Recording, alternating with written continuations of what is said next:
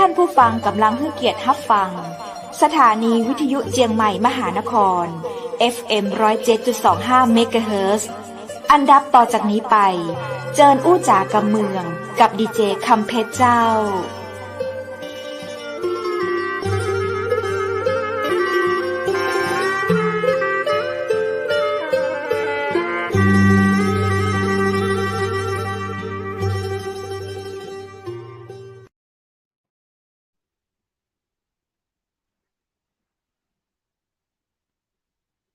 สวัสดีเจ้าสวัสดีคุณผู้ชมที่ฮักและกระเติงหาชนักนะเจ้า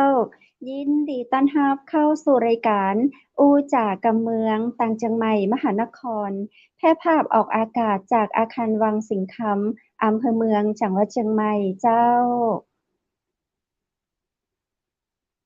คุณผู้ชมและคุณผู้ฟังเจ้าปีกับปากกับข้าเจ้าดีเจคำเพชรเจนเกยนะเจ้าปาการมะแรงวันอังคารที่27เดือนกันยายน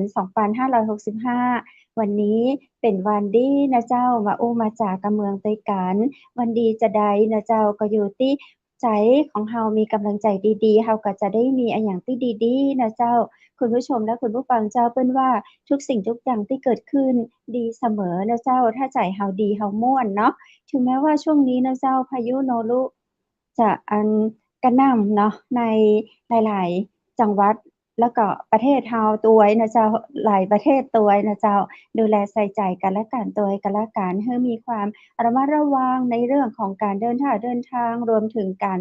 พักที่อยู่อาศัยนะเจ้าถ้าอยู่ใกล้แหล่งน้ำอย่างมื้อนี้เนาะลมพัดพากิ่งไม้หักมื้อนี้ก็ต้องป้องกันไว้ดีกว่าแก้นะเจ้าด้วยความรักแล้วก็เป็นห่วงเป็นใยนะเจ้าคุณผู้ชมทุกคนทุกท่านเจ้าจากหมู่เฮาเจ้าเชียงใหม่มหานครคุณผู้ชมและคุณผู้ฟังเจ้าในวันนี้วันอังคารที่27เดือนกันยายน2565เจ้าตามปฏิทินของผังรายการเชียงใหม่มหานครเฮานั้นนะเจ้าในวันอังคารที่27กันยายนนี้เนาะเฮาก็จะมีแขก VIP มาอู้มาจ้ากะเมืองด้วยกันนะเจ้าซึ่งเฮาก็ได้รับเกียรติจากท่านนายกเทศมนตรีตำบลแม่เสรียงนะเจ้านายมนตรีบำรุงกิจนะเจ้าแต่เป็นที่ว่าน่าเสียใจเป็นอย่างยิ่งเลยนะเจ้าท่านมาเกิดหัวใจล้มเหลวนะเจ้าจนถึงแก่ชีวิตนะเจ้าจากเฮาไปเมื่อวันที่13กันยายน2565ที่ผ่านมาเจ้าจะอั้นในวันนี้นั้นนะเจ้าตามคิวซึ่งเป็นคิวของ VIP นายมนตรีบำรุงกิจนายกเทศบาลตำบลแม่เสรียงนะเจ้าซึ่งตอนนี้ท่านก็เป็นอดีตนายกไปแล้วนะเจ้าเนาะแล้วก็ได้มีพิธีการฌาปนกิจศพเป็นที่เรียบร้อยแล้วนะเจ้าและในวันนี้เฮาต่างจังใหม่มหานครเจ้าเอาก็เลยพร้อมใจกันเนาะว่าวันนี้เฮาจะร่วมไว้อาลัยให้กับแขก VIP ท่านนี้ของเฮานายมนตรีบำรุงกิจอดีตนายกเทศบาลตำบลแม่เสรียงนะเจ้าและในโอกาสนี้นะเจ้าเฮาก็มีคู่สนทนาที่จะมาอู้จ๋ากันในวันนี้นะเจ้าท่านจักรพงษ์ชื่นดวงนะเจ้าท่านจะมาอู้จ๋าร่วมไว้อาลัยกับแขก VIP นายมนตรีบำรุงกิจซึ่งคุณจักรพงษ์ก็นับถือท่านเป็นเสมือนพี่ชายยินดีต้อนรับคุณจักรพงษ์สวัสดีเจ้าสวัสดีครับท่านดีเจคำเพชรนะครับแล้วก็สวัสดีท่านผู้ชมทุกท่านผู้ฟังทุกท่านด้วยนะครับสวัสดีครับสวัสดีครับยินดีต้อนรับเจ้าท่านจักรพงษ์เจ้าวันนี้เนาะตามปฏิทินผังรายการอย่างอันเพชรบอกไปว่าวันนี้เราจะเป็นรายการที่ VIP ที่ชื่อนายมนตรีบำรุงกิจอดีตนายกเทศบาลตำบลแม่เสรียงเนาะเพิ่นจะมาโอ้ในรายการแต่เกิดกรณีท่านเสียชีวิตไปเมื่อวันที่13กันยายน2565ที่ผ่านมาเห็นคุณจักรพงษ์ก็ค่อนข้างจะสนิทสนมกับท่านอยู่เนาะครับผมชนิดเหมือนไอ้บ่าวฮะเป็นไอ้บ่าวเป็นพี่ชายสุดที่รักคนหนึ่งเลยครับนะครับต้องยอมรับแบบนี้เลยครับเจ้าเป็นจะได้พ่องเจ้าท่านจักรพงษ์ท่านคุยถึงครับท่านมนตรีก็เป็นเจ้าครับเป็นเรื่องที่น่าตกใจครับเพราะว่าผมเองได้พบท่านนะครับในช่วงก่อนที่ท่านจะเสียไปประมาณสักอาทิตย์กว่าๆเท่านั้นเองครับแต่ยังมีภาพสุดท้ายที่ได้ถ่ายร่วมกันอยู่นะครับจริงๆกันไอ้มนตรีเนี่ยครับหรือท่านนายกนะฮะ เอาฮ้องกับท่านนายกพ่องโกนุ้ยพ่องนะครับท่านมนตรีนี่ก็แทบจะฮ้องน้อยนะครับเพราะด้วยความคุ้นเคยเป็นคนดีครับเป็นคนดีสีแม่ฮ่องสอนคนแม่เสลียงนะครับเมืองคนดีอันนี้ก็ถือว่าต้องชื่นชมอย่างยิ่งนะครับแล้วก็เขาได้เจอกันนะฮะในช่วงที่มีการจัดมวยท่านเองเป็นที่ปรึกษาอยู่ในชมรมรักมวยไทยแม่เสลียงนะครับโดยและผมเองก็เป็นประธานชมรมรักมวยไทยแม่เสลียงจังหวัดแม่ฮ่องสอนโดยเขาก็ถือว่าเป็นพี่เป็นน้องเป็นอ้ายกันนะครับเพราะว่าอยู่กันมายาวนานนะตั้งแต่น้อยแหละครับเพราะฉะนั้นกับความคุ้นเคยกันเป็นเรื่องปกติเพราะฉะนั้นเวลาเราไปไหนมาไหน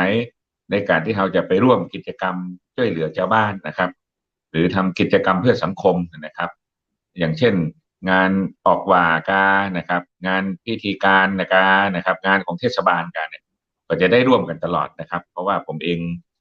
ทำงานด้านการเมืองเป็นก็ทำงานด้านการเมืองในระดับท้องถิ่นนะครับผมเองอาจจะทำงานด้านการเมืองในระดับชาตินะครับแต่ก็เป็นเรื่องที่เราเชื่อมโยงกันอยู่ตลอดเวลานะครับท่านเป็นคนดีมากๆครับเป็นที่น่าเสียดายอย่างยิ่งครับก็ถือว่าเป็นเรื่องที่ทำให้หลายคนตกอกตกใจกันไปครับในการสูญเสียท่านไปครับในโครงการที่มีจอยร่วมกันยังมีค้างคาที่ยังบ่สำเร็จกันมีอยู่กับเจ้าที่ยังจะต้องสานต่อร่วมกับท่านมนตรีครับก็เรื่องเดิมเนี่ยตั้งแต่แรกเนี่ยท่านเองก็จะเป็นคนที่มีน้ำใจนะครับท่านก็จะไปช่วยในทุกเรื่องเพราะฉะนั้นโกนุ้ยเนี่ยหรือท่านนายกเทศมนตรีเทศบาลตำบลแม่เสลียงเนี่ยนะครับท่านก็จะไปช่วยในเกือบเรียกว่าทุกงานนะครับถ้าถามว่ามีงานไหนที่ค้างคากันอยู่พ่องก่อสำหรับที่ท่านได้ทำใบพ่องหรือว่าไปเชื่อมโยงหรือไปช่วยเหลือเนี่ยผมว่าก็คงจะมีอยู่หลายสิ่งหลายอย่างนะครับส่วนหนึ่งก็อย่างเช่นว่าที่ใกล้ตัวผมก็จะเป็นเรื่องของชมรมมวย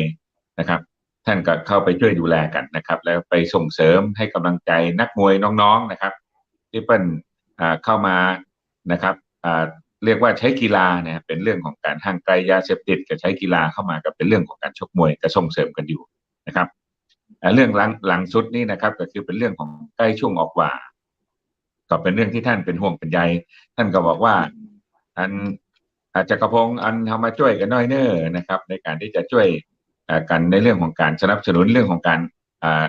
เรียกว่ากิจกรรมออกบ่าหรือช่วงออกพรรษาที่ใกล้จะถึงวันที่9ถึงวันที่11นะครับเนาะของที่แม่เสลียงเขาซึ่งเป็นหนึ่งเดียวในประเทศไทยท่านก็ได้พูดได้คุย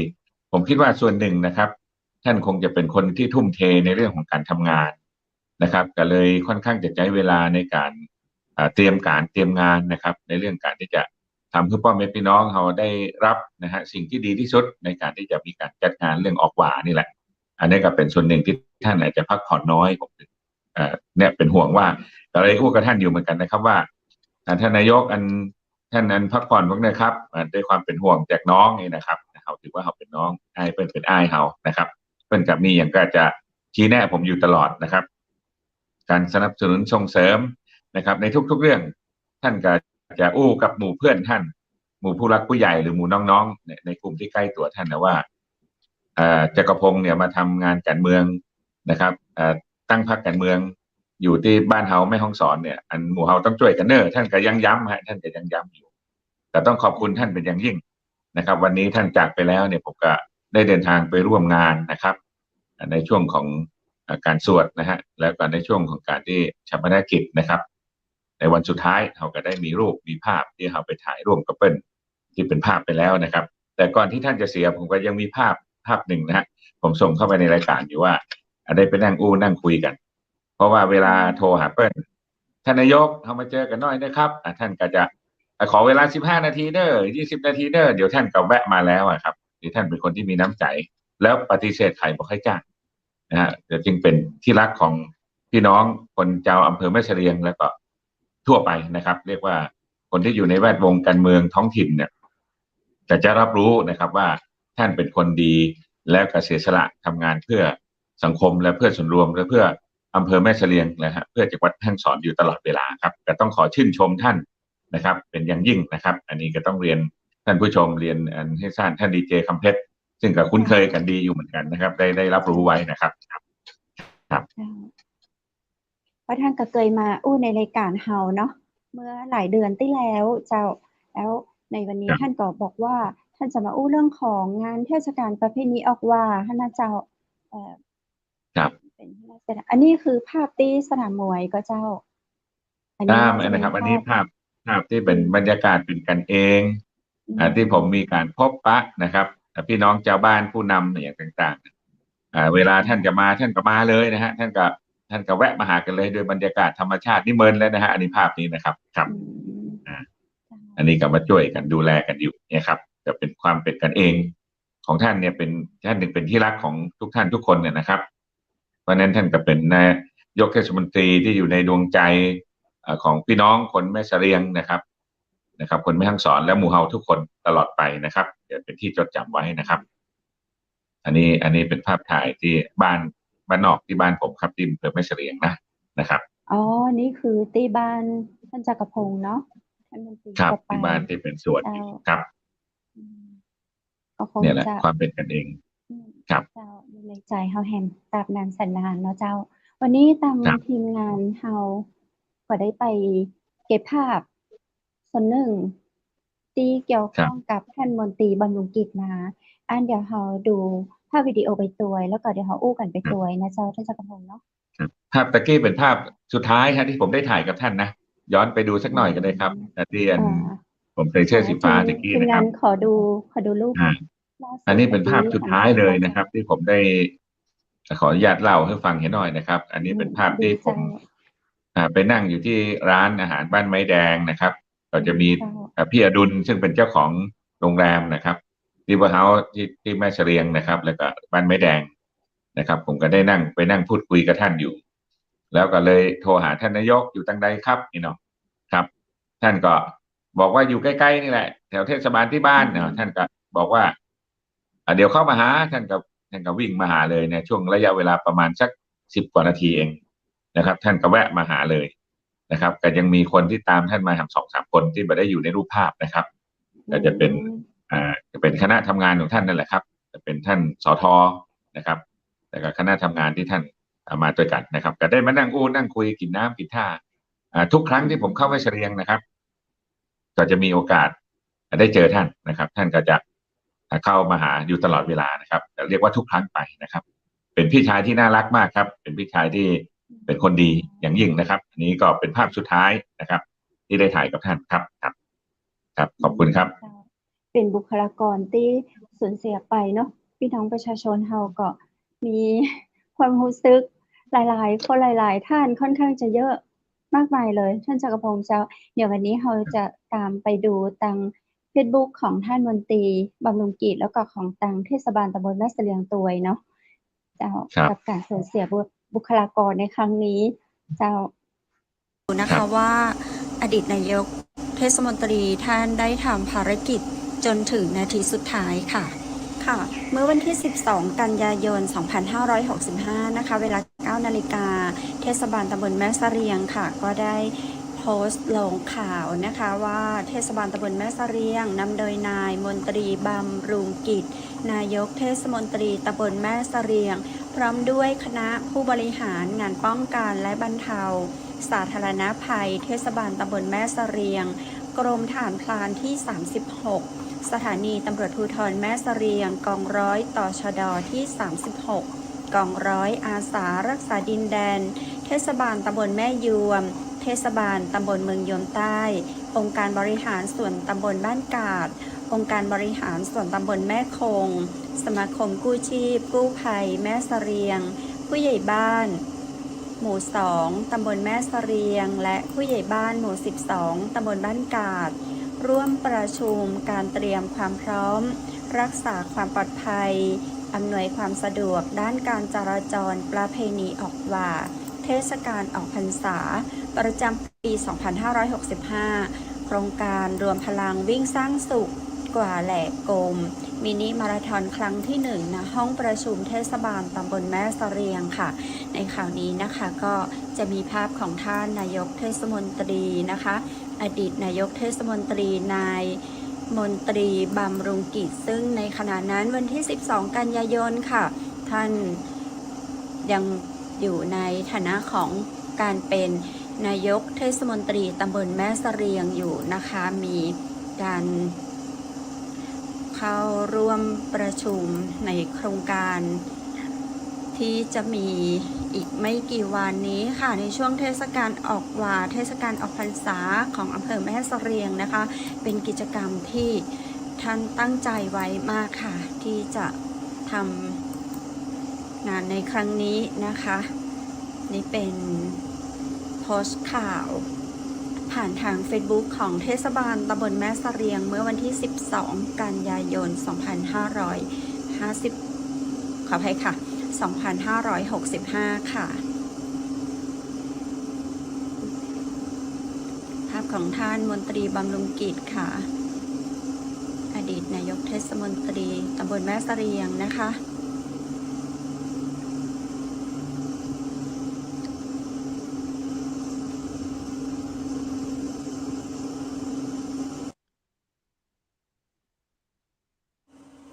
และต่อมาเวลาไล่เลี่ยกันนะคะในวันเดียวกันวันที่12กันยายน2565ค่ะงานสวัสดิการสังคมสงเคราะห์เทศบาลตำบลแม่เสรียงนะคะนำโดยนายมนตรีบำรุงกิจนายกเทศมนตรีตำบลแม่เสรียงค่ะท่านก็ยังไปเป็นประธานกล่าวเปิดโครงการพัฒนาทักษะด้านอาชีพและฝีมือแรงงานเพื่อยกระดับคุณภาพชีวิตแรงงานจังหวัดแม่ฮ่องสอนรุ่นที่1สาขาการจัดดอกไม้สดระหว่างวันที่12ถึง16กันยายน2565โดยมีกลุ่มผู้เข้าร่วมโครงการได้แก่กลุ่มผู้สูงอายุและประชาชนทั่วไปที่ให้ความสนใจในเขตเทศบาลตำบลแม่เสรียงซึ่งในการจัดโครงการอบรมในครั้งนี้ก็ได้รับงบประมาณสนับสนุนจากจังหวัดแม่ฮ่องสอนร่วมกับสำนักงานพัฒนาฝีมือแรงงานแม่ฮ่องสอนณศูนย์พัฒนาคุณภาพชีวิตและส่งเสริมอาชีพผู้สูงอายุเทศบาลตำบลแม่เสรียงค่ะนี่เราก็ได้มาจากใน Facebook ของเทศบาลตำบลแม่เสรียงนะคะก็ต้องขอขอบคุณเจ้าหน้าที่ทางเทศบาลตำบลแม่เสรียงด้วยค่ะนี่เป็นภารกิจที่ท่านมนตรีบำรุงกิจนะคะได้ปฏิบัติไว้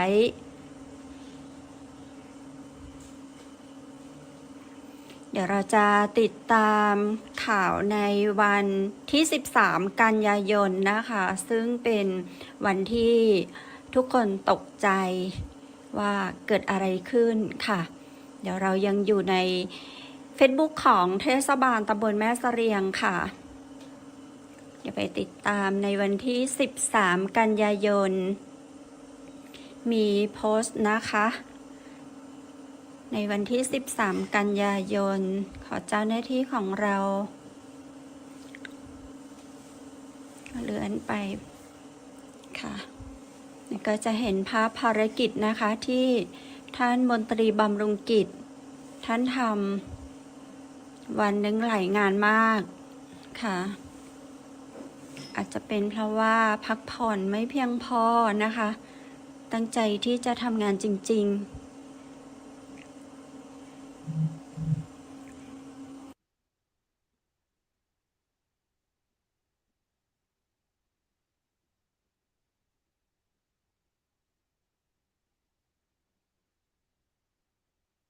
ดูตามภาพดูตามงานแล้วท่านบัดได้ภาคเลยเนาะท่านจักรพงษ์เจ้าครับนั่นแหละครับท่านเป็นคนทุ่มเทแล้วก็เป็นคนรักบ้านรักเมืองนะครับเสียสละแล้วก็เป็นคนมีหมู่มีพวกนักครับถ้าอยู่แม่เสลียงนี่ไผ่บอกว่าหมู่จักโกนุ้ยท่านนายกจากนั้นนะคะเมื่อเวลาประมาณ 15:20 นาทีของวันที่13กันยายนค่ะทางเพจ Facebook ของเทศบาลตำบลแม่เสรียงนะคะเทศบาลตำบลแม่เสรียงโพสต์ข้อความที่สร้างความตระหนกตกใจให้กับพี่น้องประชาชนในพื้นที่พอสมควรกับข่าวนี้ค่ะ ด้วยข้อความจากเทศบาลตำบลแม่เสรียงนะคะ แจ้ง เนื่องจากนายมนตรีบำรุงกิจนายกเทศมนตรีตำบลแม่เสรียงได้เสียชีวิตด้วยระบบหัวใจล้มเหลวเฉียบพลันเมื่อวันอังคารที่ 13 กันยายน 2565 เวลา 11 นาฬิกาโดยประมาณจึงใคร่ขอเรียนเชิญหัวหน้าส่วนราชการทุกภาคส่วนและพี่น้องประชาชนทุกท่านร่วมพิธีพระราชทานน้ำหลวงอาบศพนายมนตรีบำรุงกิจนายกเทศมนตรีตำบลแม่เสรียงในวันพุธที่ 14 กันยายน 2565 ณ วัดอมราวาสตำบลบ้านกาดอำเภอแม่เสรียงจังหวัดแม่ฮ่องสอนค่ะซึ่งตรงนี้เราก็จะเห็นว่ามีแฟนเพจนะคะของเทศบาลตำบลแม่เสรียงพี่น้องประชาชนค่ะหลากหลายทั่วสารทิศเข้ามาคอมเมนต์ขอแสดงความเสียใจด้วยค่ะขอแสดงความเสียใจด้วยครับร่วมวางหลีดทางออนไลน์นะคะเป็นจำนวนมากค่ะ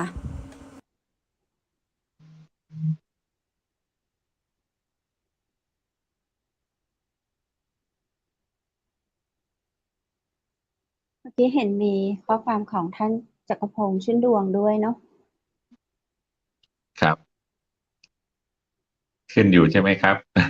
เจ้าคือ เยอะ ก็ เยอะมาก ต้องเรียนว่าเนี่ยพี่น้องคนแม่เสลียงทุกท่านก็ถือว่าสูญเสียบุคลากรนะครับ ที่มีความเสียสละนะเป็นคนที่เป็นคนดีนะฮะเป็นคนดีของบ้านเมืองเขาเนี่ยจะสูญเสียไปจะเรียกว่าเป็นเรื่องที่น่าเสียใจจริง ๆนะครับ ก็ต้องถือว่าก็ขอดวงวิญญาณท่านนะครับ สู่สุคติสัมปายภพนะครับ คนดีก็ต้องไปสู่จุดที่ดีอยู่แล้วนะครับแต่ทุกคนทุกท่าน ต่อ คง มา คิด เวลา 19:30 นาทีในสังคมคัดเชียงแสนในอำเภอแม่เสรียงให้เกียรติเป็นประธานในพิธีสวดอภิธรรมในคืนแรกเพื่อบำเพ็ญกุศลแก่นายมนตรีบำรุงกิจอดีตนายกเทศมนตรีตำบลแม่เสรียงโดยมีปลัดอำเภอแม่เสรียงปลัดท้องถิ่นแม่เสรียงคณะผู้บริหารข้าราชการและลูกจ้างเทศบาลตำบลแม่เสรียงและแขกผู้มีเกียรติเข้าร่วมไว้อาลัยเป็นจำนวนมากณวัดอมราวาสค่ะประวัติผู้วัยชนนายมนตรีบำรุงกิจอดีตนายกเทศมนตรีตำบลแม่เสรียงเป็นบุตรของนายธีรเดชบำรุงกิจและนางสมจินบำรุงกิจเกิดเมื่อวันที่ 12 เดือนพฤศจิกายน พุทธศักราช 2501 อยู่บ้านเลขที่ 571 หมู่ที่ 2 ตำบลแม่เสรียง อำเภอแม่เสรียง จังหวัดแม่ฮ่องสอน มีพี่น้องร่วมบิดามารดา 5 คน นายมนตรีบำรุงกิจเป็นพี่คนโตและนางเมธินีอึ่งตระกูลนายบัณฑิตบำรุงกิจผู้ช่วยศาสตราจารย์ดร.มนทิราทวีศรีรองศาสตราจารย์นายแพทย์ชัยวัฒน์บำรุงกิจด้านการศึกษานายมนตรีบำรุงกิจสำเร็จการศึกษาสูงสุดระดับปริญญาตรีวิทยาศาสตร์สาขาเคมีจากมหาวิทยาลัยเชียงใหม่เมื่อสำเร็จการศึกษาได้เข้าปฏิบัติงานพุทธศักราช 2546 ดำรงตำแหน่งสมาชิกสภาเทศบาลตำบลแม่เสรียงพุทธศักราช 2549 ดำรงตำแหน่งนายกเทศมนตรีตำบลแม่เสรียงพุทธศักราช 2551 ดำรงตำแหน่งสมาชิกสภาเทศบาลตำบลแม่เสรียงปี 2556 ดำรงตำแหน่งประธานสภาตำบลแม่เสรียงปี 2564 จนถึงวันที่ 13 กันยายน 2565 ดำรงตำแหน่งนายกเทศบาลตำบลแม่เสรียงเป็นตำแหน่งสุดท้ายสังกัดกระทรวงมหาดไทยเครื่องราชอิสริยาภรณ์จตุภาพรณีช้างเผือกด้านครอบครัวได้สมรสกับนางกรองทองบำรุงกิจมีบุตรธิดา2 คน วันที่ 14 กันยายน 2565 เวลา 14:30 นาทีในสังคมคัดเชียงแสนในอำเภอแม่เสรียง เป็นประธานในพิธีพระราชทานน้ำหลวงอาบศพ และบำเพ็ญกุศลศพ นายมนตรีบำรุงกิจ อดีตนายกเทศมนตรีตำบลแม่เสรียงที่ได้ถึงแก่กรรม โดยมีหน่วยงานทั้งภาครัฐ และภาคเอกชน ประชาชน จากทั่วทิศทั้งในจังหวัดแม่ฮ่องสอนและต่างจังหวัดเข้าร่วมพิธีเป็นจำนวนมาก ตลอดจนสมาชิกสภาข้าราชการและลูกจ้างเทศบาลตำบลแม่เสรียงเข้าร่วมพิธีด้วยความอาลัยยิ่ง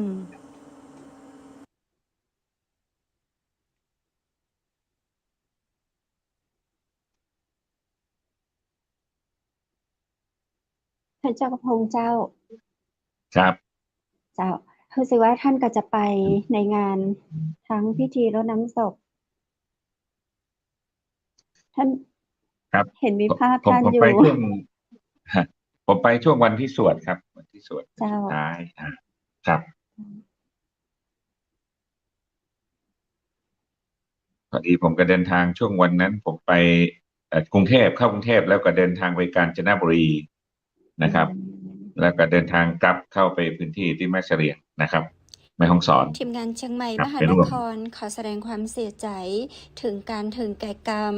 ด้วยสาเหตุอาการหัวใจล้มเหลวเฉียบพลัน ของนายมนตรีบำรุงกิจ อดีตนายกเทศบาลตำบลแม่เสรียงตัวเจ้า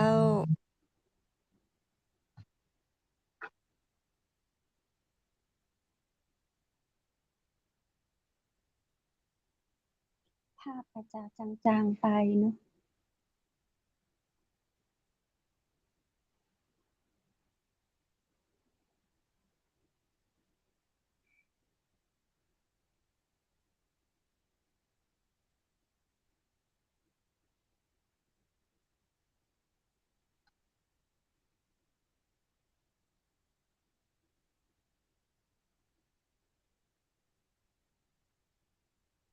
ในวัน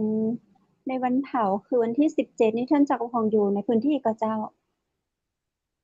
ผมอยู่ครับ ผมอยู่ครับ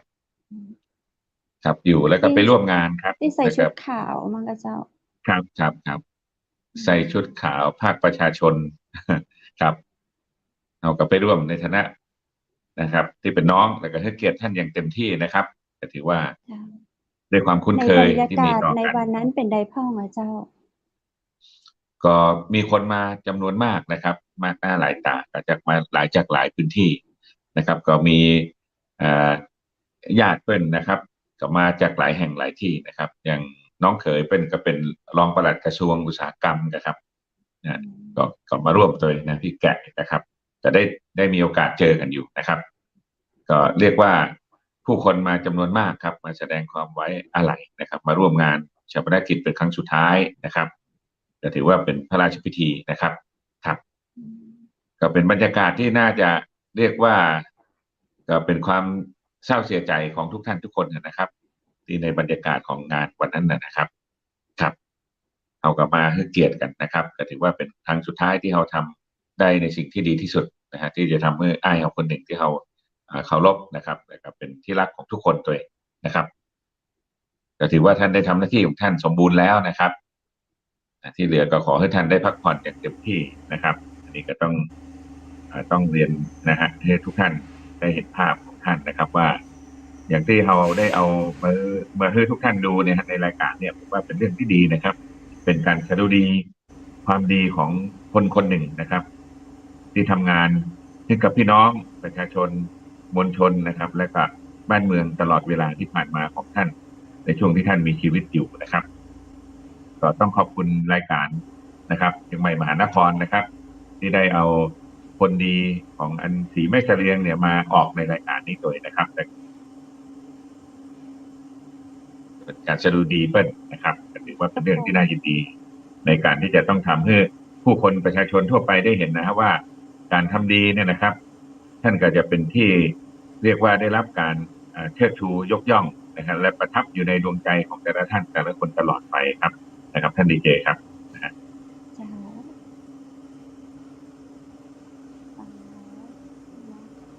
คนที่อยู่ข้างหลังก็จะได้รู้ว่า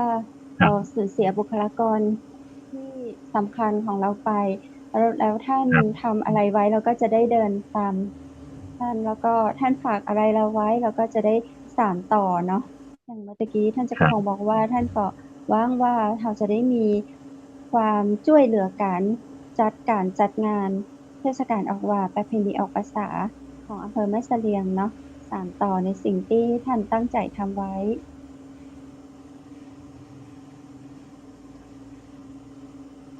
ค่อนข้างจะเยอะเนาะ ในเฟซบุ๊ก คือคนในเฟซบุ๊กส่วนตัว ในเฟซบุ๊กของเทศบาล ในเฟซบุ๊กของท่านมนตรี ท่านมีเฟซบุ๊กหลายเฟซบุ๊กด้วยนะเจ้า และประชาชนของท่านที่รักท่าน ครับ ค่อนข้างจะเยอะเจ้า ก็ได้แสดงความรู้สึกจำนวนมาก ครับ จะเรียกว่าทุกคนที่อยู่ในพื้นที่นะครับ ก็เรียกว่าเป็นเรื่องที่ตกใจกับทุกคนนะครับ อืม ผมก็ยังตกใจฮะ เพราะว่ามา วัน อู้ นี้ มา หลา คุ ย ยกัน ค อยู่ น ดี ๆ อยู่แล้ว ใช่เจ้า ท่านจักรพงศ์คุยต่อเลย ก็ เจ้า ต้องยอมรับอะนะครับว่า ใช่ เป็นเรื่องที่สูญเสียนะครับ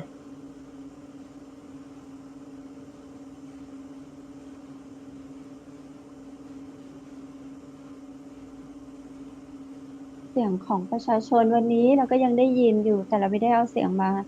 ให้ได้ฟังเนาะ ทุกคนก็ยังพูดถึงอยู่ คือยังตกใจบ่หายในสิ่งที่เกิดขึ้น ครับ ใช่ ดังนั้น นะ เนาะ ครับ ท่าน อัน จั นี้ กรพงศ์วันนี้ถ้าเรามีโอกาสเนาะ ได้ทำดีก็ตั้งใจทำ อย่างน้อยแล้ว ครับ เนาะ ใช่แล้วครับ ใช่ วัน แล้ว พ ค รุ รั่ บ งนี้ไม่มีจริง ครับ ใช่ครับ คุณงามความดีเนี่ยจะคงอยู่กับตัวเราตลอดไปนะครับ คนเราก็ถึงบอกแล้วว่า ถ้าจากโลกนี้ไปแล้วเนี่ย บ่เกิน 10 ปี คนหนึ่งลืมแล้วครับ อืม บ่ว่าใครสักคนหนึ่ง แต่ว่าถ้าคุณงามความดีเพิ่นก็ยังกล่าวขานกันตลอดไปนะครับ จะอยู่ในความทรงจำนะครับ เพิ่นอยู่ในตำแหน่งด้วยนะครับ ที่เพิ่นเสียนั่นนะครับ คือท่านนายกเพิ่นเสียในฐานะที่ถือว่าอยู่ในตำแหน่งนายกเทศมนตรีครับ ถือว่าเป็น ถูกข้อ เป็น ความ เขาเรียกว่า เย สูญ อะ เสียในห มา น้าก ที่ เสียชีวิตในหน้าที่นะครับ ที่ต้องรับผิดชอบนะครับ นี่ก็เป็นเรื่องที่จะต้องเรียกว่าต้องยอมรับนะครับ ว่าท่านทำงานเยอะนะครับ ท่านทำงานหนัก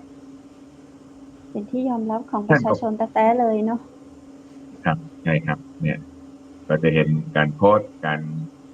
ส่งข้อความต่าง ๆ นะครับ ที่เป็นการแสดงออกถึงความเสียอกเสียใจของแต่ละท่านแต่ละคน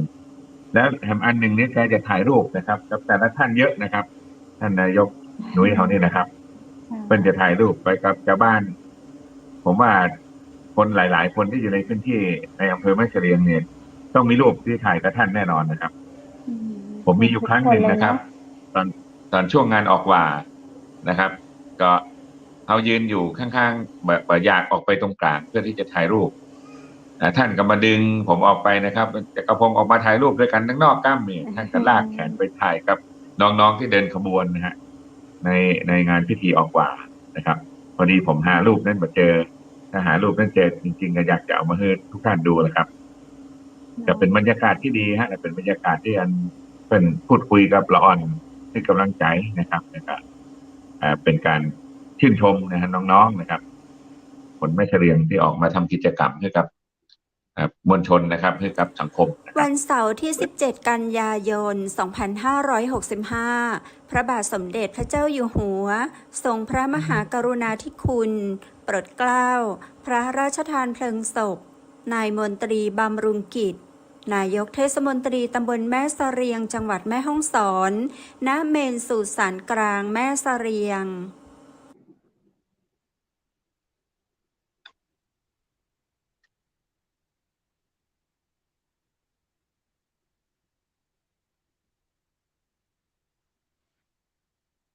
อันนี้คือไปส่งท่านขึ้นสวรรค์ ท่านจักรพ ครั ง บ ศ์อยู่ในบรรยากาศนี้ตัวยมั้งคะเจ้า? ครับ ผมอยู่ด้วยครับ ผมอยู่ด้วย อืม ก็ได้ไปยืนเข้าแถวอยู่ครับ แล้วก็เนี่ยรับเรื่องของไฟนะครับ พระราชทานนะครับ พระราชทานเพลิงศพนะครับเนาะ ครับ ก็เรียกว่านะฮะ พี่น้องชาวบ้านก็มาร่วมกันหลากหลายนะครับ ในวันดังกล่าวนี่นะครับ ก็เป็นเรื่องที่ ถือว่าได้ทำให้เป็นครั้งสุดท้ายนั่นแหละครับจะต้องเชิดชูคุณงามความดีนะครับ คนเราต้องทำดีนะครับก็จะได้รับสิ่งที่เชิดชูนะฮะจากพี่น้องชาวบ้านมวลชนต่างๆนะครับ อันนี้คุณแม่เป็นนะครับนี่คุณแม่เป็นนะครับเปิ้ลก็ยังอู้กับผมอยู่ว่าอันแม่ช่วงหลังนี่อาจจะบ่ค่อยแข็งแรงก็ได้ก็ขอสุขภาพเป็นแข็งแรงก็อู้กันอยู่นะครับ ต้องดูแลกันนะครับ เปิ้ลอู้ถึงคุณแม่อยู่นะมันน่าเชื่อว่าเปิ้ลจะไปก่อนคุณแม่นะครับ ใช่ท่านมาออกรายการแล้วเมื่อรอบก่อน ท่านมนตรีก็บอกว่าเลิกรายการ3 ทุ่มเนี่ยเดี๋ยวท่านก็จะกลับไปนอนกับคุณแม่อยู่กับคุณแม่ ครับ ใช่ ใช่อันนี้น้องเขยนะครับ ที่ทางด้านใส่ชุดสีกากีนะครับครับเป็นรองปลัดกระทรวงอุตสาหกรรมครับ ท่านก็แนะนำให้ผมได้รู้จักนะครับ บอกว่าอ่า บอกว่า ท่านก็อู้หลายอย่างนะครับ มีอย่างให้ไ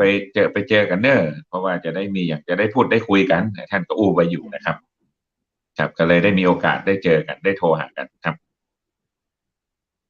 ท่านเป็นคนที่ดีฮะ เรียกว่าคอยชี้แนะคอยแนะนำนะครับ คอยปรึกษาหารือกันอยู่ตลอดครับ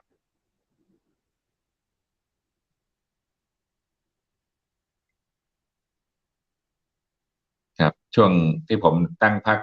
การเมืองนะฮะเขาก็ค่อนข้างจะเรียกว่าเหนื่อยหน่อยนะครับ ท่านก็จะโทรอู้กับผมคุยกันอยู่ให้กำลังใจอยู่ตลอดนะครับ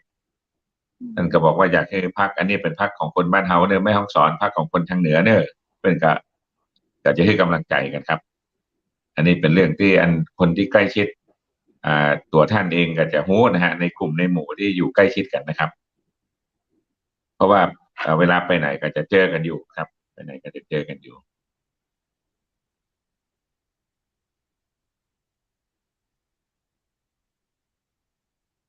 นะครับก็คนมาหลากหลายเนาะมีรูปภาพที่ผมส่งเข้าไปในรายการแต่ถ้าอยากจะที่อันไหนที่ออกได้ ก็จะสามารถเอาออกได้บ้างก็ได้นะครับเนี่ยคนไปจำนวนเยอะครับ เดี๋ยวถ้าเรามีภาพนิ่งเดี๋ยวเรามาต่อจากวิดีโอชุดนี้เนาะร่วมสดุดีไว้อาลัยให้กับท่านมนตรีบำรุงกิจอดีตนายกเทศบาลตำบลแม่เสลียงนะเจ้าเสียชีวิตในการยังอยู่ในตำแหน่งหน้าที่เนาะ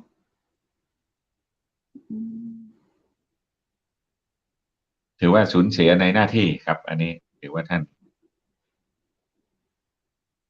จากไปในขณะที่ปฏิบัติหน้าที่นะครับ ตั้งใจทำแต่เลยเนาะ ครับ ที่เห็นอยู่4 คนตะกี้นี้ต้องเรียกว่า4 กุมารนะครับ เป็นเพื่อนที่สนิทอยู่กับท่านนะครับ ไปไหนมาไหนจะไปด้วยกัน เป็นท่านสทเป็นเลขาครับ เป็นรองไงครับจะอยู่ด้วยกันนะครับ มี3-4 คน4 คนด้วยกันครับจะเป็นเรื่องที่น่าเสียใจครับ เป็นเรื่องที่น่าเสียใจจริงๆครับก็ต้องขอแสดงความไว้อะไรต่อท่านนะครับ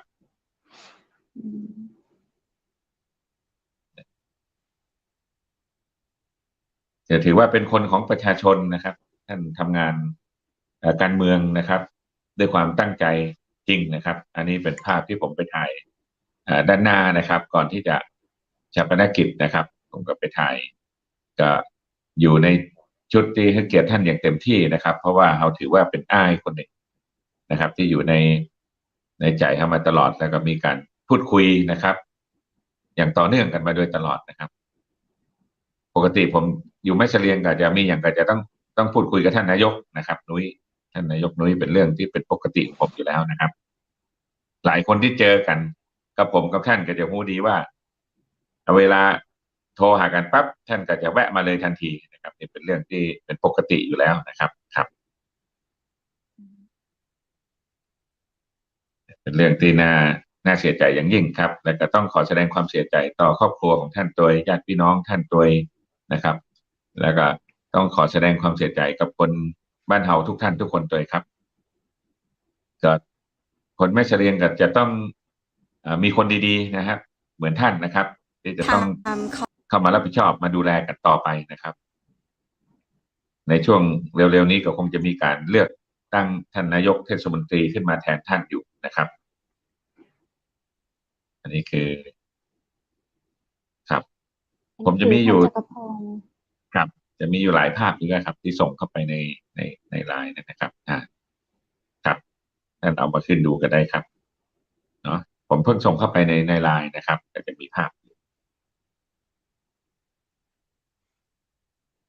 ส่งเข้าห้อง VIP ก็เจ้าท่านจักรพงศ์ ครับผมห้อง VIP ครับห้อง VIP อันนี้เป็นภาพที่ผมได้มีโอกาสได้ถ่ายในช่วงของวันงานซึ่งจะมีคนจำนวนมากนะครับ ที่เข้ามาร่วมนะครับ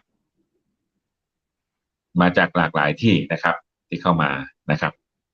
แต่ถือว่ามาร่วมแสดงความเสียใจนะครับ กับท่านนะครับมาส่งท่านสู่สวงสวรรค์นั่นแหละครับครับก็เป็นเรื่องที่หลายท่านหลายคนรู้สึกได้ครับว่าบรรยากาศเป็นจะไดนะครับเนี่ยคนก็ไม่ยอมลุกไปไหนนะครับ ขนาดที่พิธีต่างๆเรียกว่าเสร็จแล้วจะถึงเวลาที่จะต้องชาปนกิจแล้วนะครับ แต่ยังมีคนนั่งกันอยู่เต็มอยู่เลย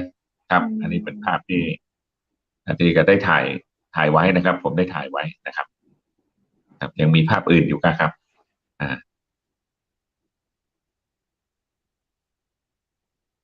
นะครับพี่น้องคนแม่เสรียงนะครับหลายท่านหลายคนผู้รักผู้ใหญ่ครับมาหมดครับ มาร่วมงานนะครับ ผมก็นั่งอยู่ก็มีท่านผู้กำกับมีหลายท่านหลายคนท่านสสของแม่เสรียงของแม่ฮ่องสอนก็มาร่วมด้วยนะครับครับนี่ผมก็มายืนร่วมรับนะครับ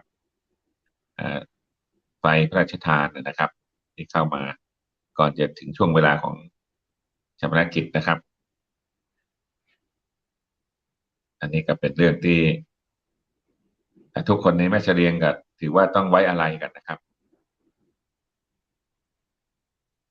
ความเป็นคนดีเนี่ยคงอยู่ครับ ความเป็นคนดีนี่คนดีนี่จะได้กระตึงเป็นที่กล่าวขานนะครับนะทุกท่านเนาะครับ ทุกคนก็ยังก็ตึงหาเนาะบอกเสียได้ ครับ แล้วก็ คุณงามความดียังคงอยู่ ท่านก็หมด ตลอดไป หมดภาระตรงนี้แล้วเนาะท่านก็ได้ไปสวรรค์ นี่เป็นภาพ อันนี้เป็นภาพหนึ่งที่จะมีเป็นห้องสติปนะครับสติปนี่คนที่บ่100%จะอยู่ในพื้นที่ก็จะไปช่วยทุกงานนะครับ ด้านขวาเนี่ยก็เป็นท่านอาจารย์ประพันธ์นะครับ ก็คือประธานสภาวัฒนธรรมของแม่เสรียงเรานะครับครับ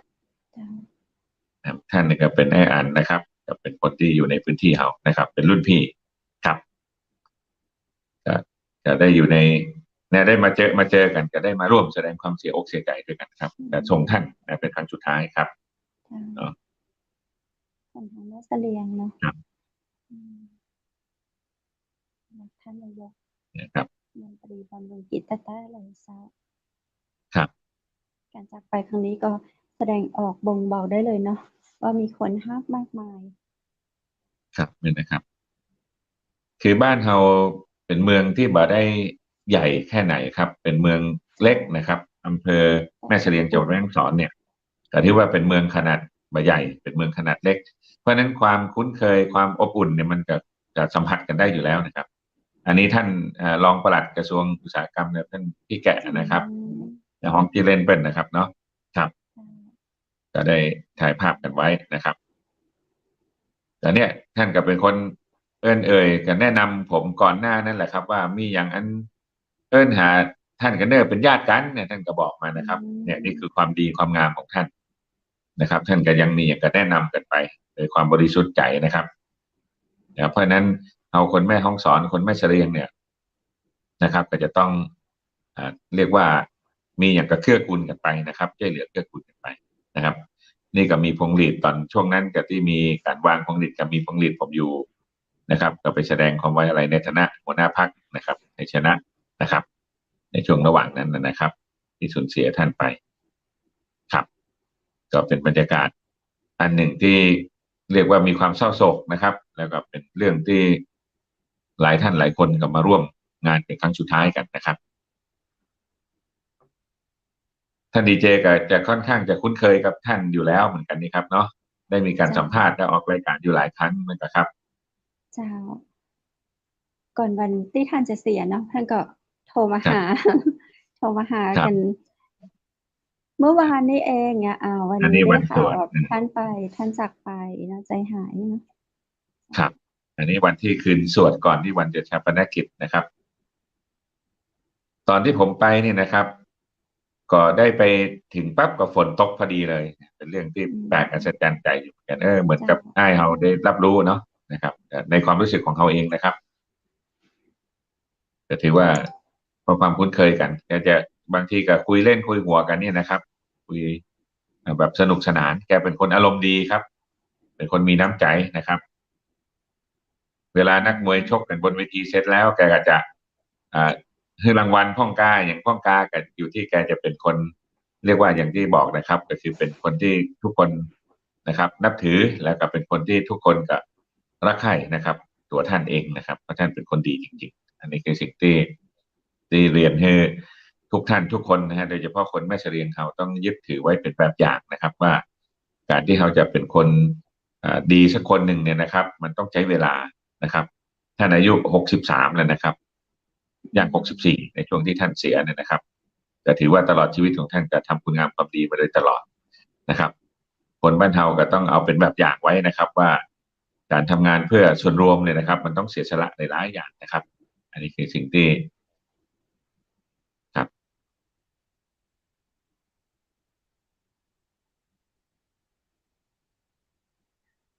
แต่ผมมาได้เจอท่านดีเจนะครับ ในช่วงนั้นเนาะมาได้เจอดีเจกิจกรรมนะ ได้ข่าว ครับ ร้าย ตื่นตระหนกกระสับกระส่าย น้ำตาไหล รินรุดสุดจะฝืน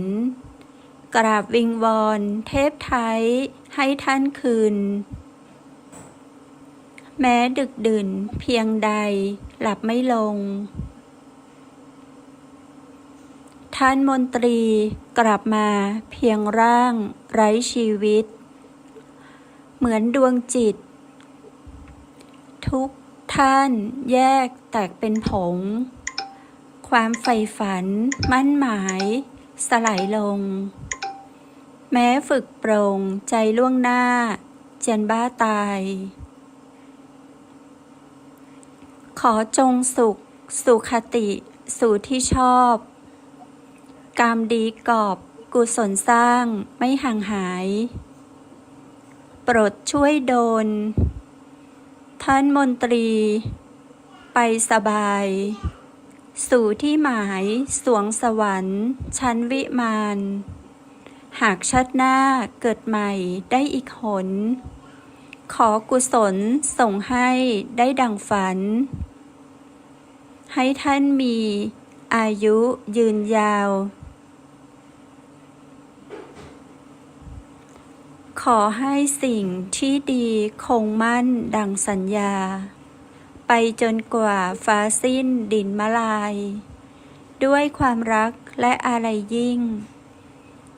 จากสถานีวิทยุเชียงใหม่มหานคร FM 107.25 เมกะเฮิรตซ์ เจ้าส่งท่านสู่สวงสวรรค์ด้วยกันนะเจ้าวันนี้เฮามาร่วมไว้อาลัยให้กับท่านมนตรีบำรุงกิจอดีตนายกเทศบาลตำบลแม่เสลียงนะเจ้าท่านจักรพงษ์ชุนดวงเจ้าก็ให้เกียรติมาร่วมไว้อาลัยด้วยกันในรายการวันนี้เนาะ ครับ เจ้า ก็ ส่ง เหมือน ท้าย กับ รายการวันนี้เจ้า ครับ เชิญเจ้า ครับก็เหมือนท่านจะโหนะครับ เหมือนกับว่าผมเองกับบันได้นึกนะครับว่าจะได้มาออกรายการแทนท่าน ใช่ วันนี้นะครับ ใช่ ซึ่งท่านดีเจคำเพชรก็ได้บอกมาว่า จริง ๆ เป็นคิวของท่านนายกเทศมนตรี วันนี้จะต้องมาอู้ถึงเรื่องประเพณีของออกวางนะครับ เจ้า ที่จะพูดคุยกับพี่น้องคน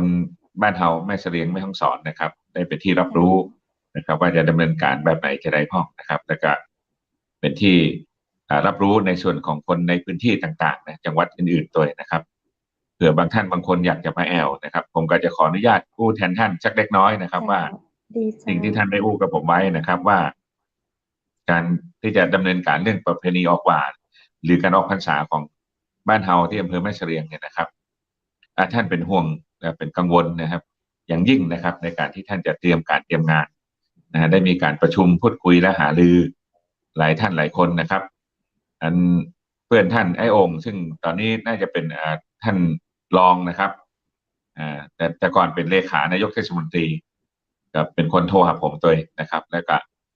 ได้พูดคุยกับท่านนายกก็อู้กับผมในช่วงก่อนเริ่มต้นช่วงแรกนะครับว่าให้ผมมาช่วยดูกันหน่อยเนอะนะครับเพราะว่าเป็นงานที่จะต้องจัดให้ดีที่สุดนะครับนี่เป็นงานที่สมศักดิ์ศรีของคนแม่เสลียงนะครับที่จะทำเรื่องนี้นะครับเป็นประเพณีออกหว่านะครับคนจะได้มาเที่ยวมาแอวนะครับบ้านเราเป็นเมืองท่องเที่ยวนะครับจะได้เป็นที่ประทับอกประทับใจเปิ้ลนะครับในการดูแลต่างๆเหล่านี้ก็จะต้องมีงบประมาณมีการสนับสนุนต่างๆนะครับผมก็ยังเรียนท่านไปอยู่ว่าอันปีหน้าท่านทำให้ยิ่งใหญ่เด้อนะครับเพราะว่าอาจจะวิ่งของงบประมาณนะครับในแต่ละกระทรวงทบวงกรมหรือโดยเฉพาะกระทรวงวัฒนธรรมเนี่ยก็น่าจะประสานได้นะครับพอดีผมเป็นที่ปรึกษาอยู่กรรมาธิการศึกษาและติดตามเรื่องงบประมาณอยู่นะครับก็เลยแนะนำกันไปอยู่นะครับว่าจะไปช่วยกันจะได้พ้องนะครับเพราะฉะนั้นก็ขอฝากไปยังคนบ้านเฮานะคนแม่เสลียงนะครับคนแม่ฮ่องสอนนะครับและก็ฝากเชิญชวนไปยังพี่น้องนะครับคนไทยทั้งประเทศนะครับว่าถ้าหากท่านมีโอกาสนะครับท่านก็มาเยี่ยมมาชมมาดูนะครับเป็นสิ่งที่อัศจรรย์เป็นสิ่งที่บ่มีที่ไหนในโลกนี้นะครับก็คือการที่จะจัดเป็นประเพณีออกหว่าของบ้านเฮานะครับก็ขอท่านมาชมด้วยตัวเองถ้าอธิบายไปแล้วก็อาจจะเข้าใจได้ยากหน่อยนะครับเพราะว่าเป็นการประดับดวงโคมดวงไฟนะครับทั้งเมืองนะสว่างไสวไปเลยนะครับแล้วพระท่านจะออกมาบิณฑบาตตั้งแต่เช้าตี 4นะครับตลอดระยะเวลา3 วันนะครับก็เป็นประเพณีที่คงอยู่กับอำเภอแม่เสลียงมาโดยตลอดนะครับก็ขออนุญาตอันเอื้อนเอ่ยถึงสักหน่อยหนึ่งครับจากสิ่งที่ท่านได้ทุ่มเททำขึ้นมานะครับในก่อนที่ท่านจะเสียชีวิตไปนะครับครับขอบคุณมากครับท่านดีเจครับเจ้าขอบคุณท่านจักรพงษ์เจ้าปากันในงานเทศกาลออกหว่าประเพณีออกพรรษาอำเภอแม่เสลียงจังหวัดแม่ฮ่องสอนนะเจ้าเนาะซึ่งก็จะมีงานในวันที่9ที่10แล้วก็11ตุลาคมและในวันพรุ่งนี้เจ้าก็ขอเชิญสื่อมวลชนนะเจ้าทุกคนทุกท่านเนาะร่วมกิจกรรมงานแถลงข่าวประเพณีออกหว่าเทศกาลออกพรรษาที่เทศบาลตำบลแม่เสลียงนะเจ้าท่านจักรพงษ์เจ้าในวันนี้เราก็ต้องลาคุณผู้ชมกันแล้วเนาะจะได้โอกาสหน้าขอเชิญท่านจักรพงษ์มาอุ้มมาจากโดยกันแหมก็นับว่าเป็นโอกาสดีนะเจ้าเพราะในวันนี้เป็นวัน VIP ที่ชื่อในมนตรีบำรุงกิจยังทีมงานของเชียงใหม่มหานครเฮาก็บอกสามารถที่จะผ่านวันนี้ไปเพื่อกับท่านอื่นมาแทนที่ท่านมนตรีได้ก็เลยพร้อมใจกันที่จะมอบรายการในวันนี้เป็นการไว้อาลัยให้กับท่านมนตรีบำรุงกิจแล้วเป็นโอกาสดีชัดนักเลยเจ้าที่ได้รับเกียรติจากท่านจักรพงษ์ชื่นดวงซึ่งเป็นเสมือนน้องชายของท่านมนตรีบำรุงกิจมาอู้มาจ่าห้อมไว้อาลัยด้วยกันในวันนี้ก็ต้องขอกราบขอบพระคุณท่านจักรพงษ์ชื่นดวงจัดนักเจ้าโอกาสหน้าปากันแห่ใหม่เนาะสำหรับวันนี้สวัสดีเจ้าครับสวัสดีครับขอบคุณครับสวัสดีท่านผู้ชมด้วยนะครับสวัสดีท่านดีเจครับสวัสดีครับสวัสดีครับเจ้าคุณผู้ชมเจ้าวันนี้เราได้ร่วมไว้อาลัยให้กับท่านมนตรีบำรุงกิจอดีตนายกเทศบาลตำบลแม่เสลียงนะเจ้าแล้วในช่วงสุดท้ายเนาะท่านจักรพงษ์ชื่นดวงก็บอกไว้นะเจ้าว่าในเรื่องของงานประเพณีออกหว่าเทศกาลออกพรรษาอำเภอแม่เสลียงนั้นนะเจ้าทางท่านมนตรีบำรุงกิจท่านก็ตั้งใจที่จะจัดงานให้ยิ่งใหญ่ให้นักท่องเที่ยวได้มาแอลได้มากอยได้ไปพอนะเจ้าว่ามีอย่างดีๆงามๆในประเทศไทยของเราที่อำเภอแม่เสลียงนะเจ้าเนาะก็จะได้แอลกันได้อย่างม่วนเพราะว่าท่านก็บอกว่า 2-3 ปีที่ผ่านมาเราติดในเรื่องของโควิดเราติดในเรื่องของมาตรการต่างๆนะเจ้าในปีนี้ออกหว่าแม่เสลียงท่านจัดให้แบบเต็มที่เจ้า3 วันนี่นะตึงเมื่อวานตึงเมื่อคืนมีกิจกรรมที่น่าสนใจจะนักเลยเจ้าฝนก็คงจะซางซาไปละนะเจ้าโนลูกก็ผ่านไปแน่นอนแหละเพราะกว่าจะถึงวันที่9ที่10 11เดือนตุลาคมนั้นย่อมมีบรรยากาศฟ้าสีทองผ่องอำไพต้อนรับนักท่องเที่ยวทุกคนทุกท่านนะเจ้าไปแอวไปพอไปกอยที่อำเภอแม่เสลียงเนาะเอาละเจ้าคุณผู้ชมและคุณผู้ฟังวันนี้พระเจ้าดีเจคำเพชรและทีมงานจังใหม่มหานครก็ขอไว้อาลัยถึงท่านมนตรีบำรุงกิจมา1 ชั่วโมง วันนี้คงบ่เพียงพอในสิ่งที่หัวใจหลายๆดวงนะเจ้าก็ยัง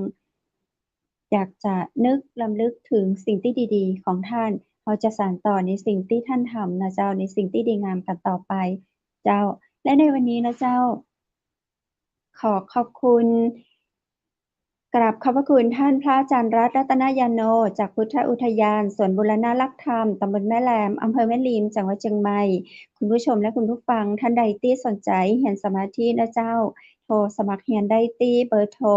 0980344744นะเจ้าสอบถามได้ตั้งแต่ 8 โมงเมื่อเจ้าถึง 4 โมงเมื่อแลงเจ้า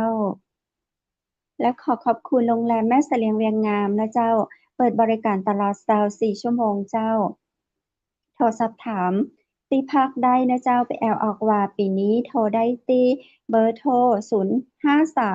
0536214444โรงแรมแม่เสลียงเวียงงามยินดีต้อนรับและบริการตลอด24 ชั่วโมงเจ้าขอขอบคุณน้ำผึ้งแท้น้ำผึ้งตราสารวินน้ำผึ้งจากธรรมชาติของฝากจากสารวินนึกถึงน้ำผึ้งแท้ 100% จากสารวินนะเจ้าหรือจะสั่งซื้อที่เบอร์โทร0826166889เจ้าวันนี้ขอขอบคุณมานาไฟเบอร์นะเจ้าช่วยให้พุงยุบช่วยให้สุขภาพดีจากภายในสู่ภายนอกเจ้ามานาไฟเบอร์โทรสอบถามได้ที่0654236107เจ้าและขอขอบคุณแสงประเสริฐโต๊ะจีนแสงประเสริฐโภชนานะเจ้าบริการ